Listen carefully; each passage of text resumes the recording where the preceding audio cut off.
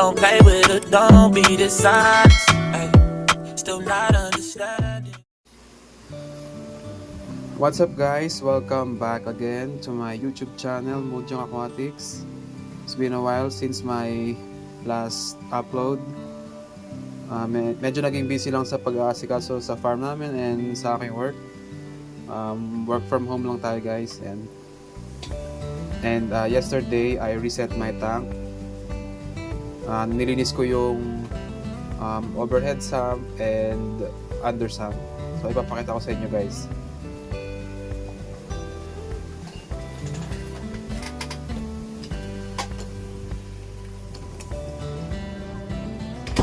Yan siya. Yung aking main tank. Wala na siyang laman. Halos na i-out ko na yung mga goldfish ko eh. Basta ko ng ilaw.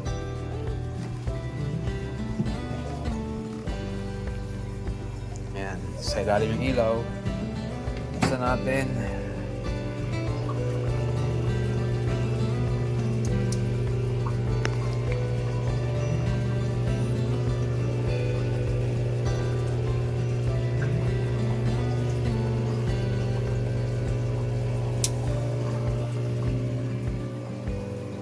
Ayan. Ito na siya.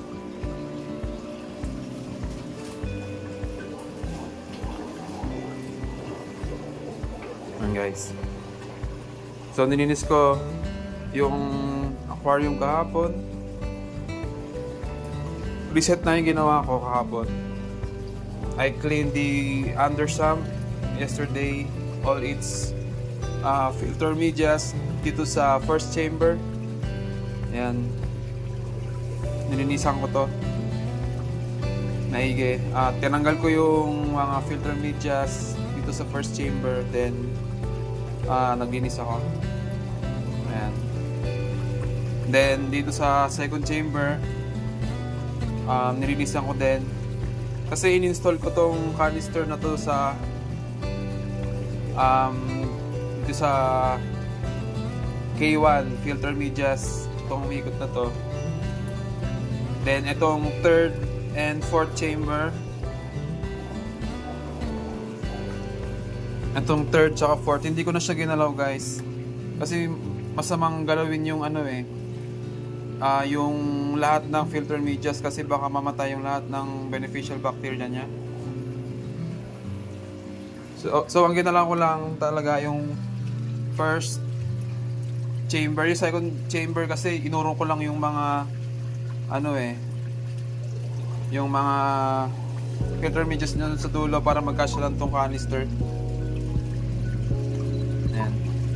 So pandagdag lang ng bioload dito sa under sump ko.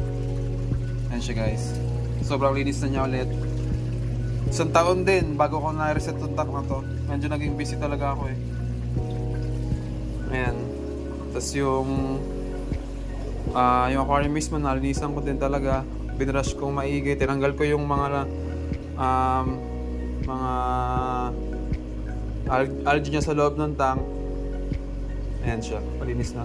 Meron na natira akong goldfish guys eh. Naubos na lahat halos. Nabenta ko na iba. And then yung sa overhead sump, yan, nilinisan ko din yung first chamber. Hindi ko na ginalaw yung mga chambers dito sa pangalawa at sa lahat dito sa iba na. Yan. Pag maglilinis tayo ng tank guys, huwag natin gagalawin lahat ng chambers para hindi mamatay yung mga beneficial bacteria. Ayan siya. Sobrang linaw na ulit ng tubig. Ayan.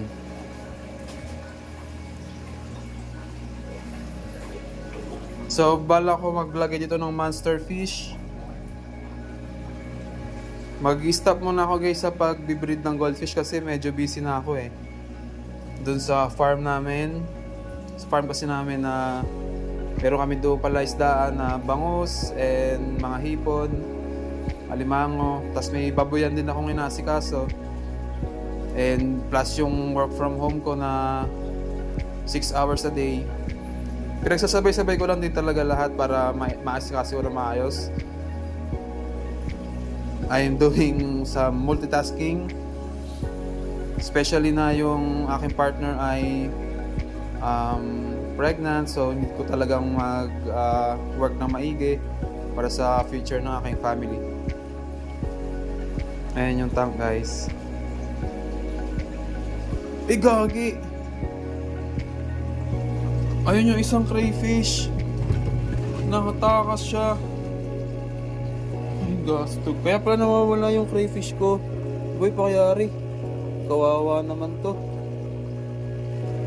Gastog. Hoy! Boy ka ba ba? Isang araw na itong nawawala eh.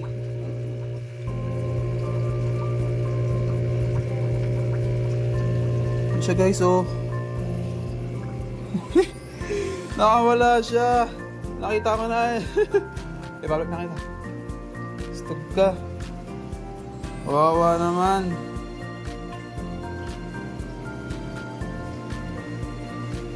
Ito hindi namatay, buhay pa. Kala ko nasa tubo ng sump, kaya di ko makita. Ayun, guys. Sensya na. Buti buhay pa.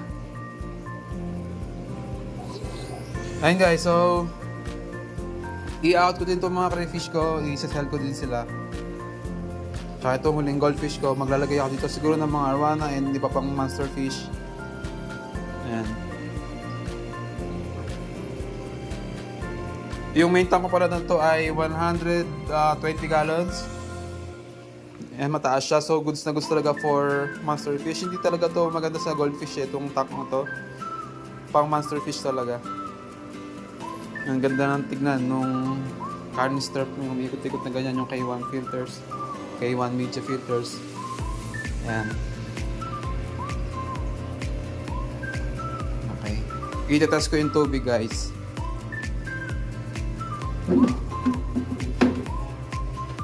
Itatest natin yung tubig kung ano nang naging parameters niya after ko mag-reset ng tank.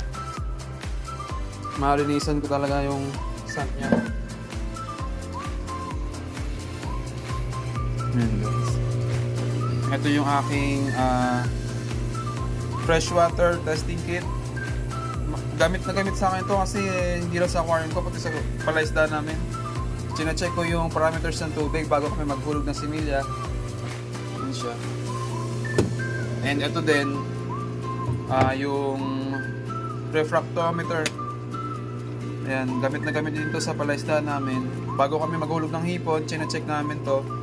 Kasi kailangan din ng medyo maalat dun sa sa pond namin para safe siya dun sa banami. Pag sobrang matabang, hindi safe. Ayan. Medyo nag-uulan kasi, lalo na nung last month, nag-uulan talaga. Ang baba nung salinity ng tubig, halos 0% to siya. 0% ppm. Yan, tatest ko yung tubig ko dito sa aquarium ko, maganda ba yung parameters niya after ko mag-reset ng tank hapon. So first, tatry ko muna yung salinity ng tubig. Kailangan to, matabang to kasi aquarium to eh.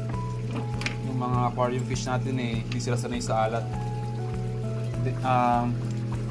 Kailangan 0 ppm to. Yan pa. Ano lang to, magpapatak na tayo ng tubig dito sa pinaka dulo, then sisilipin natin. Ito, meron tayong pang dropper. Kuha tayo ng tubig sa sump. Ayan. Tak lang natin dito. Ayan, guys. Then close lang natin itong lid nya. Ayan. So silipin natin kung ilang ppm nya. Okay. Tingnan ko kaya kung ano sa camera, guys. Okay. Saan ba yung natin ko kaya kong mapakita sa camera. Ayan, ayan. Ayan, guys, konti na. Konting adjust na lang eh. Ayan, saan makuha ko. Ben. Makita, hirap itutok.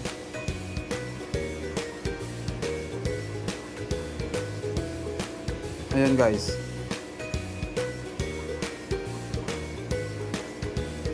So, naka 0 ppm naman siya, 0%.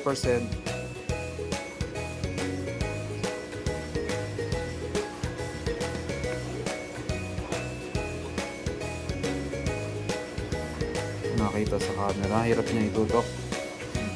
And then, slipin ko muna guys.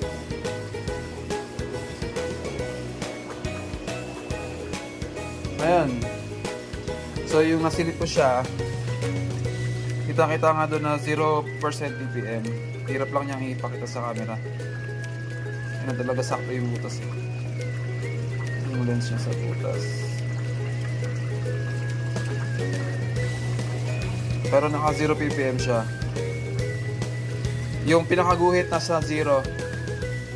Ibig sabihin, goods na goods yung aquarium natin na mababay sa salinity niya. So pang, yun talaga ang ano settings ng aquarium. So ayun, nakita natin na okay yung salinity ng tubig. Then, i-check naman natin yung parameters ng tubig.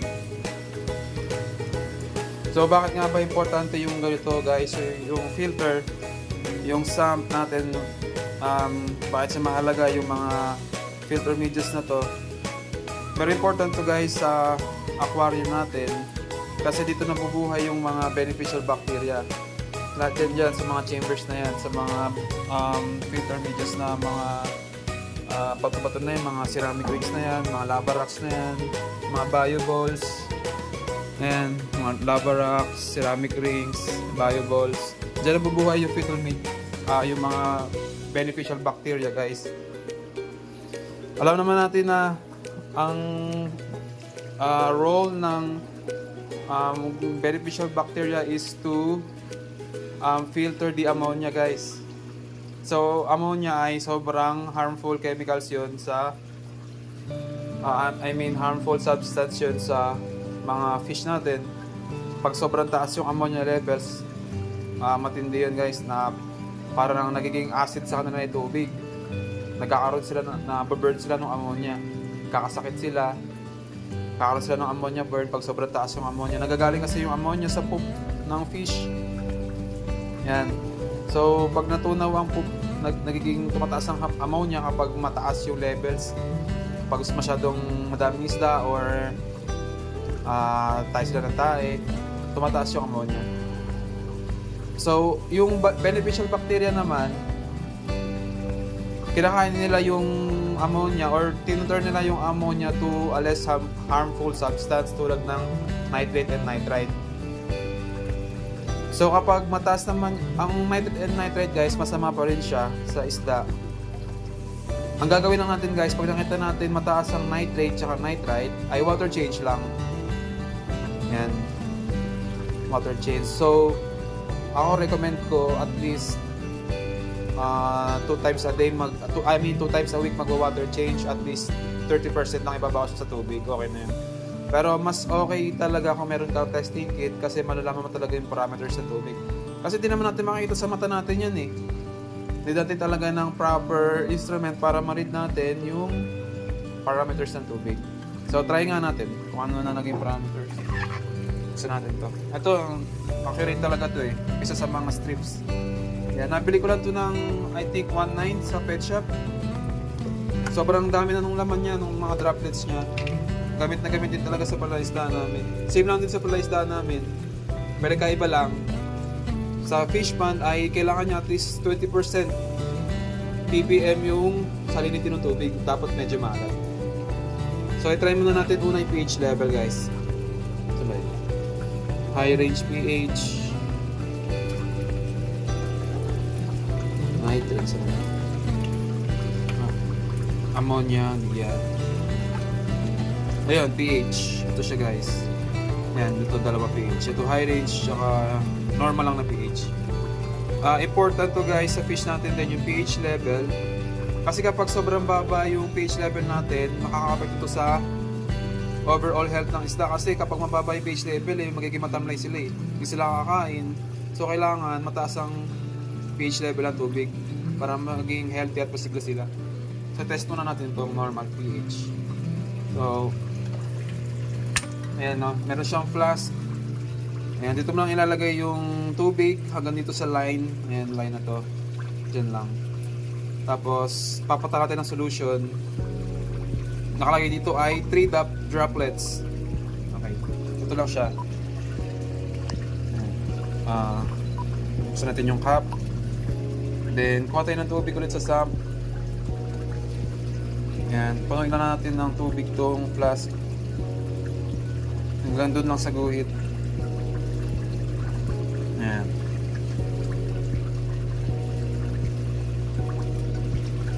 Okay, ayan guys. Sa guhit na siya. So papatakan natin ng solution.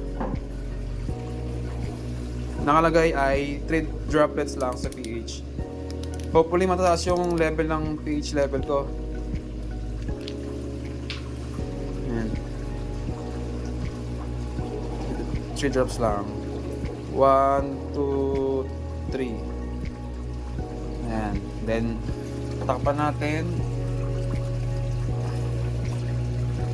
Shake lang natin yung test tube. Ayan. Couple of shakes lang. Ito yung ating chart para makita natin kung anong level nung pH. Ayan. Slip natin guys. So, ayun.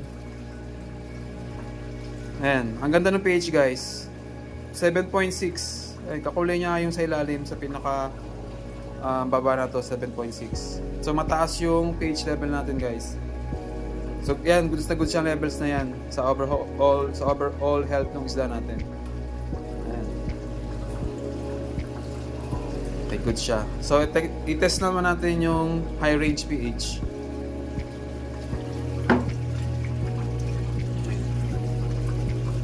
Ito guys, high range pH. Kuha tayo ng isa pang vial. Ayan. Punuin ulit natin ng tubig. Kuha tayo ng tubig sa sample. Ayan, patap natin dito. Ayan.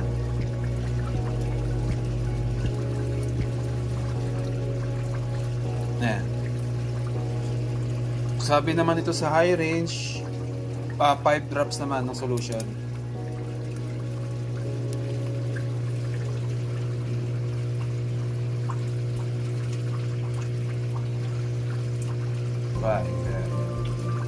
So, nag-drop tayo ng 5 drops. Palagay na natin.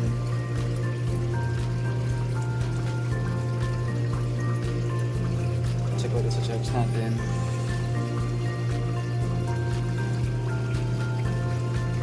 Sa high range pH naman, kailangan nasa 7.4 siya.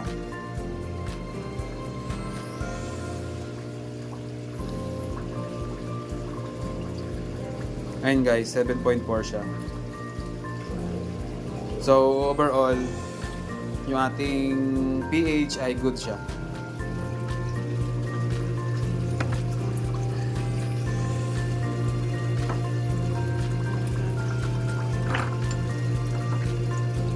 Okay. Try naman natin yung ammonia guys. Yun ang isa rin sa important na tignan.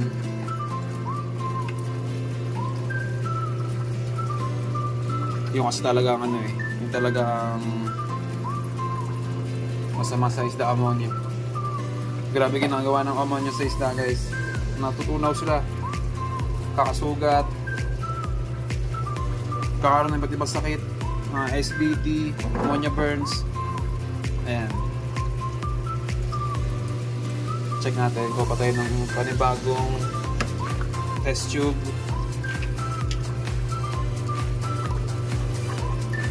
Same lang ulit, process, lagay lang ulit ng tubig.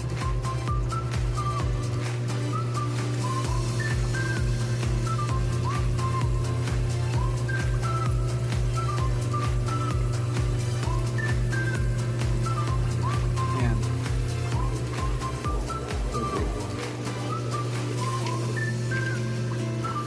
Okay.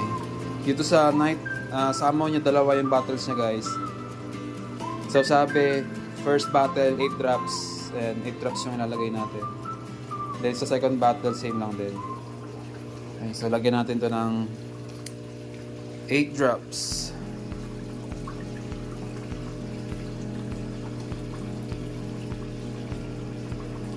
One, two, three, 4, 5, 6, 7, 8. Maraming beses ko na rin nagamit to guys. Ang dami pa rin yung laman. Ayan o. Sulit na yung 1.9 dito. Talagang madami kang test na magagawa. Super solid siya. Second bottle guys, ganun din. 8 drops din. 1, 2, 3, 4, 5, 6, 7, 8. Hopefully, mababa lang yung ammonia guys.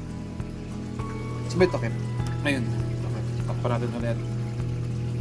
Then, shake lang ulit tayo guys. Yan. Shake. Hanggang mag-mix lang yung solution na tubig. Alright, so, ayan. Dito siya nag-fall guys. 0 ppm. Ayan. Sabig sabihin, wala tayong ammonia. Ayan. Ang ganda yung tubig guys, walang ammonia. Ayan. Dahil ang gumagawa niya na yung ating mga beneficial bacteria. So ayan, ganda ng pH natin. Ng ammonia natin, 0 talaga. So, ang i-check ko na lang last yung nitrate.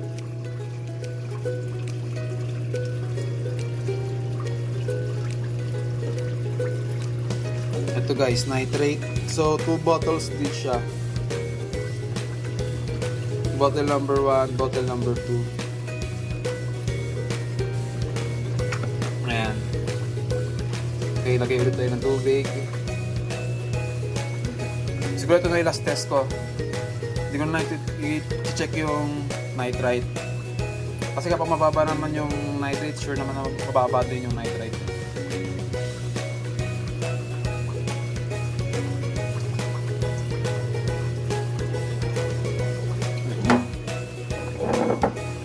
Yan yung first bottle. Ito, bottle number 1. So, 10 drops naman siya.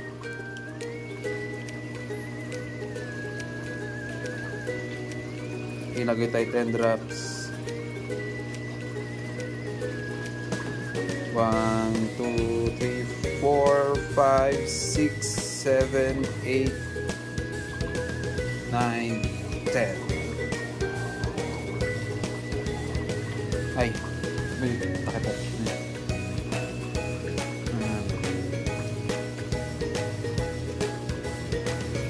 Then yung second bottle niya, 10 drops din.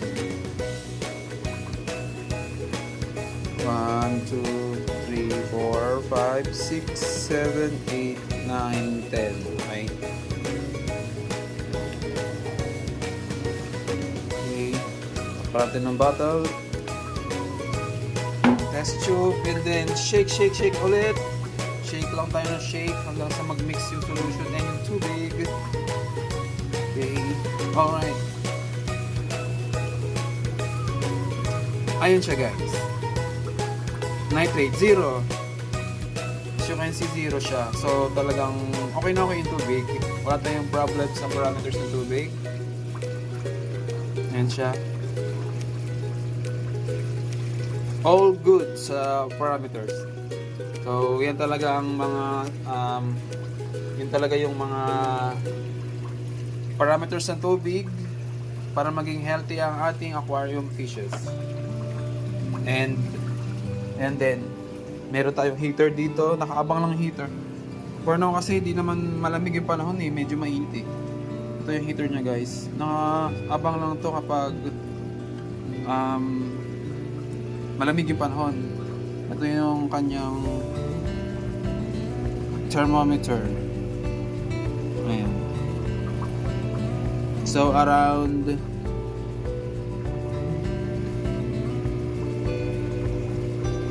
nakikita ko sa readings nasa 32. 31. Oh, 31. Ayan nga. For me kasi sa mga isda, ang range lang ng temperature yung range lang ng temperature ay dapat nasa 28 to 31 or 32 degrees Celsius. Yan, katamtaman lang yung temperature ng tubig na yun. Yan. Yan. For me, hindi naman overkill to eh. Kasi depende po din sa dami ng isda sa bioload mo. Kaya ako, para sa akin, okay lang na madaming filter medias. Hindi naman overkill yan. Depende pa rin kasi yun sa isda ang ilalagay mo. Yan.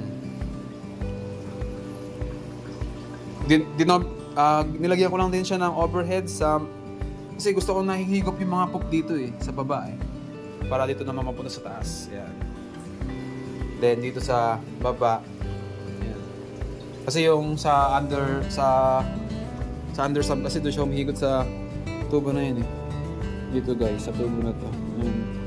Mostly ang nahihigop lang niya yung mga debris na sa ibabaw. Ayan. Kaya naglagay ako ng overhead sump na naka-submersible na pump para mahigop din yung mga poop.